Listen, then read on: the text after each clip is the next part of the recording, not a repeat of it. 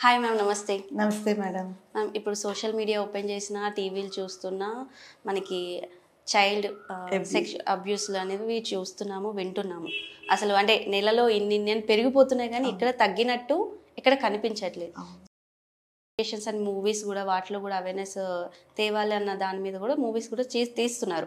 So awareness అన్నది వస్తుందా రావట్లేదు అన్నది ఎవరికి తెలియట్లేదు.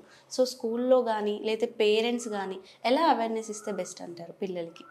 ఈ పిల్లల్లో ఏంటంటే టీనేజ్కి వచ్చేసరికి వాళ్ళలో చాలా మార్పులు అనేవి జరుగుతాయి.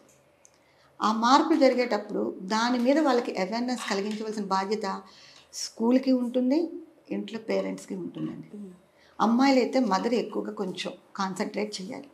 అమ్మ ఇది జరుగుతుంది, ఇలా ఉంటుంది, అలాంటప్పుడు నువ్వు ఎలాంటి సేఫ్టీ మెథడ్స్ ఫాలో అవ్వాలి, ఎలా ఉండాలి, నీ డ్రెస్సింగ్ స్టైల్ ఎలా ఉండాలి, నీకు ఒకవేళ సడన్గా ఏదైనా నీతో ఎవరైనా బ్యాడ్గా బిహేవ్ చేసినప్పుడు నువ్వు ఎలా రియాక్ట్ అవ్వాలి అనేవి పేరెంట్గా మదర్గా అమ్మాయిలకి చెప్తే అబ్బాయిలకు కూడా మా ఫాదర్ చెప్పాలండి. ఇక్కడ ఏమవుతుందంటే కొన్ని ఫ్యామిలీస్లో అసలు ఫాదర్ అనేవాడు రెస్పాన్సిబిలిటీయే తీసుకోరు, దాని గురించి అసలు తీసుకోవటం లేదు. మెయిన్గా ఒక సినిమా కూడా వచ్చింది, ఓ మై గాడ్ అని, ఓఎంజీ అని 2 వచ్చింది హిందీలో మూవీలో. అది సేమ్ ఇదేనండి, అక్షయ్ కుమార్ గారు. అందులో కూడా చెప్తాడు పిల్లలకి ఏంటంటే ఆ ఎడ్యుకేషన్ అసలు చాలా ఇంపార్టెంట్ అండి. అది ఎందుకంటే పిల్లల్లో ఇది న్యాచురల్, మనం చిన్నైనా పెద్ద న్యాచురల్ హ్యూమన్ బీయింగ్గా పుట్టినప్పుడు ఇది న్యాచురల్. దీనికి ఒక స్టేజ్ అనేది ఉంటుంది, కానీ చిన్న ఏజ్లో దాన్ని రాంగ్గా కన్వే అయితే అది వాళ్ళ లైఫ్ని నాశనం చేస్తుంది. కాబట్టి ఇంట్లో ఉన్నప్పుడు బాయ్స్కి అయితే ఫాదరు, గర్ల్స్కి అయితే మదరు చెప్పాలి. చెప్పినప్పుడు ఇలా మార్పులు వస్తాయి, దీన్ని నువ్వు అంత పెద్దగా సీరియస్గా తీసుకోకూడదు, ఇది సహజం అని ఇంట్లో చెప్పాలి. అలాగే స్కూల్లో ఎస్పెషల్లీ టీచర్స్ కానీ మేనేజ్మెంట్ కూడా చాలా అవేర్నెస్ క్రియేట్ చేయాలండి. ఎందుకు అంటే ఈ అవేర్నెస్ లేకపోవడం వల్ల ఈ అమ్మాయిలని గురించి ఈ అబ్బాయిలకి వేరే రాంగ్ వే మెథడ్లో వెళ్ళడం వల్ల వాళ్ళు ఏమిటని క్యూరియాసిటీ పెరిగిపోతుంది. అంటే వాళ్ళు థియరటికల్గా నాలెడ్జ్ పెంచుకుంటున్నారు తప్ప ప్రాక్టికల్ నాలెడ్జ్ అనేది వాళ్ళకి దొరకటం లేదు. ప్రాక్టికల్గా నాలెడ్జ్ దొరకపోవడం వల్ల ఏంటంటే అది ఏంటో చూడాలి, ఎలా చేస్తాలి, ఎలా చేయాలి. అందుకే వాళ్ళు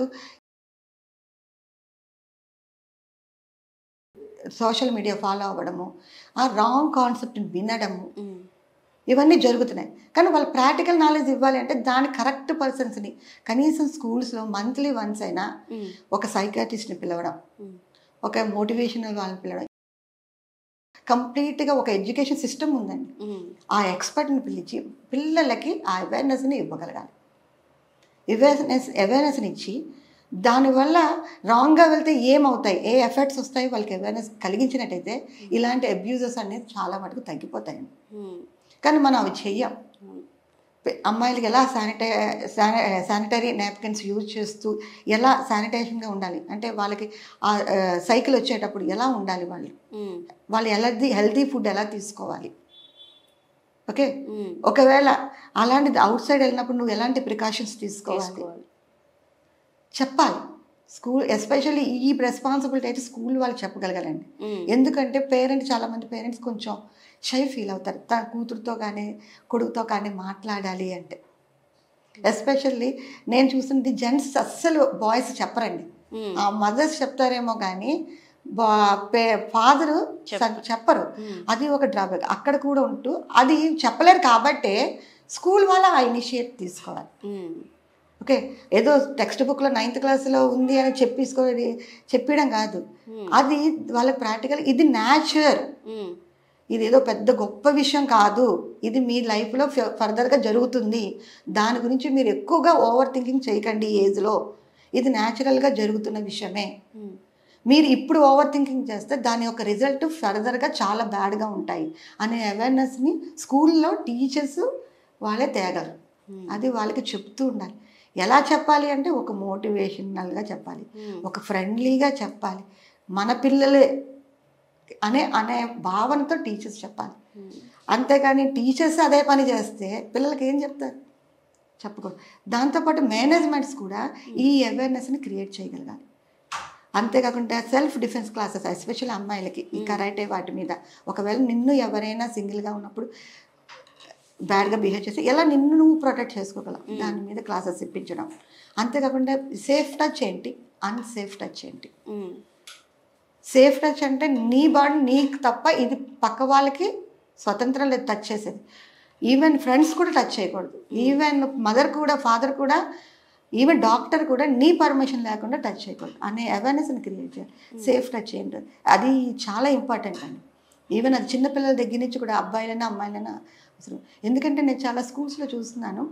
ఒక చిన్న ఎగ్జాంపుల్ కూడా చెప్తాను. ఒక స్కూల్లో నేను చేసే స్కూల్లో అండి 8th క్లాస్ అబ్బాయి, ఈ అబ్బాయిలు టాయిలెట్ బ్రేక్ టైంలో వెళ్ళినప్పుడు ఎలా ఉంటుంది, చిన్న న్యూసెన్స్ ఉంటుంది, ఒకరినొకరు చూసుకుంటారు. అందులో ఒక అబ్బాయి టాయిలెట్కి వెళ్తుంటే ఇంకో అబ్బాయి వచ్చి సరదాకే పుల్ చేశాడు ఫ్యాన్. ఆ అబ్బాయి ఎలా ఫీల్ అయ్యాడంటే షై కాదు, చాలా ఇన్సల్ట్గా ఫీల్ అయిపోయి వెళ్ళిపోయి సూసైడ్ కమిట్ చేసుకునేంత వరకు వెళ్ళిపోయాడు. సో ఇలా జరుగుతుందని పిల్లల్లో ఇవ్వాలి. ఇది చేస్తే ఇది రాంగ్, ఇది చేస్తే నీకు క్రైమ్ కింద కన్సిడర్ చేస్తాను, అఫెన్స్, దీనికి ఒక యాక్ట్ ఉంది, పోస్కో యాక్ట్ ఉంది, అందులో కేసు అయితే నీ లైఫ్ పాడైపోతుంది అని పిల్లలలో దాని మీద కంప్లీట్ అవేర్నెస్ ఇవ్వగలగాలి. నీకు కొన్ని పార్ట్స్ అని నువ్వు టచ్ చేయాలి, నువ్వు ఫ్రెండే అవ్వచ్చు, నువ్వు జోకే కావచ్చు. అలాగే కొంతమంది మాటల్లో కూడా మాటల ద్వారా అబ్యూస్ చేస్తారు. నేను సరదాగా అన్నాను, సరదా కూడా కొన్ని మాటలు ఆడకూడదు. అలాంటివి ఏమున్నాయి వాటి మీద ఎస్పెషల్లీ నేనైతే ఈ సెక్షన్స్ మీద స్కూల్ ఎక్కువ రెస్పాన్సిబిలిటీ తీసుకోవాలండి. ఎందుకంటే పేరెంట్కి అవేర్నెస్ ఉండకపోవచ్చు, అందరూ ఎడ్యుకేటెడ్ పేరెంట్ ఉండరు. సో స్కూల్ అయితే మంచి ప్లేస్. అంతేకాకుండా ఇలాంటి సెక్షన్ చెప్పే వాళ్ళని పిలుచుకు రావడం, ఇలాంటి ఒకవేళ ఎవరైనా చైల్డ్ అలాంటి సిచ్యువేషన్ అంటే అలా అబ్యూజ్ చేస్తున్నాడు అని మీరు ఐడెంటిఫై చేయగలిగితే పర్సనల్గా ఆ పేరెంట్ని పిలిచి పర్సనల్గా ఆ పేరెంట్కి కౌన్సిలింగ్ ఇవ్వాలి. మీ చైల్డ్ ఇలా బిహేవ్ చేస్తున్నాడు. కొంతమంది పిల్లలు మేము చూస్తుండండి, 2nd స్టాండర్డ్ పిల్లలు కూడా కొన్ని పార్ట్స్ పట్టుకుంటూ ఉంటారు పక్క వాళ్ళు. అంటే వాళ్ళకి తప్పు కాదు, వాళ్ళ ఇంట్లో అది చూస్తారు. పేరెంట్ కూడా ఇంట్లో ఇంకొక ముఖ్యమైన విషయం అంటే పేరెంట్ కూడా సర్టన్ ఏజ్ వచ్చాక పిల్లల ముందు ఒక రెస్పెక్టబుల్ రోల్ ప్లే చేయాలి తప్ప వాళ్ళ పర్సనల్ లైఫ్ని వాళ్ళ ముందు సినిమాలో లాగా ఎక్స్పోజ్ చేయకూడదు. అది చేయకూడదు అది. సో ఒకవేళ ఇలాంటి పిల్లల్ని కానీ స్కూల్లో వాళ్ళు ఐడెంటిఫై చేయగలిగితే వెంటనే పేరెంట్ గురించి కౌన్సిలింగ్ ఇవ్వాలి. మీ చైల్డ్ ఇలా చేస్తున్నారు, కొంచెం మీరు ఒకసారి కౌన్సిలర్ దగ్గరికి వెళ్ళండి, లేకపోతే ఒక సైకాట్రిస్ట్, లేకపోతే మీ లైఫ్ ఇంట్లో ఉన్న ఫ్యామిలీ సిస్టమ్, మీ లైఫ్ ఏదైతే లీడ్ చేస్తుందో దాంట్లో మార్పులు తెచ్చు అని పేరెంట్కి కూడా అవేర్నెస్ కలిగించినట్టయితే ఇలాంటి అబ్యూజెస్ అనేది చాలా మటుకు తగ్గుతాయండి, స్కూల్ లెవెల్లోనే తగ్గుతాయి. సో అలాగే పిల్లలు మొబైల్ చూసేటప్పుడు మనం అబ్జర్వేషన్లో ఉంచుకోవాలి. ఏం చూస్తున్నాడు చైల్డ్, నిజంగా గేమ్సే ఆడుతున్నాడా, నిజంగా క్లాసే వింటున్నాడా, లేకపోతే వేరే వింటున్నాడా. అలాగే పిల్లల ఫ్రెండ్ సర్కిల్ని కూడా మనం అబ్జర్వ్ చేసుకుంటున్నారు, ఆ పిల్లలు ఎలా ఉన్నారు. ఒకవేళ రాంగ్ పర్సన్ అయ్యాడు అనుకోండి ఫ్రెండ్, నువ్వు పేరెంట్గా వాళ్ళకి కొంచెం గైడెన్స్ ఇస్తూ ఉండాలి. అలాంటి వాళ్ళ దగ్గర నుంచి కొంచెం దూరంగా. చదువులే చాలా మంది పేరెంట్స్ ఏమంటుంటే వాడు చదువుకోడు, వాడు మార్క్స్ రాడు, వాళ్ళతో నువ్వు ఫ్రెండ్షిప్ చేయకరా అంటారు. మన ఫ్రెండ్షిప్ ఎప్పుడు కూడా మార్క్స్తో ఉన్న వాడి డిగ్నిటీ, వాడికి ఉన్న ఫైనాన్షియల్ స్టేటస్తో ఉండకూడదండి, వాళ్ళ క్యారెక్టర్తో ఉండాలి. అలాంటి పిల్లల్ని ఎంకరేజ్ చేయాలి. సో ఇలాంటి చిన్న చిన్న టిప్స్ పేరెంట్ పాటించగలిగితే ఇలాంటివన్నీ మనకి తగ్గుతూ ఉంటాయి. ఓకే మేడం, చాలా చక్కగా తెలియజేశారు. Thank you so much.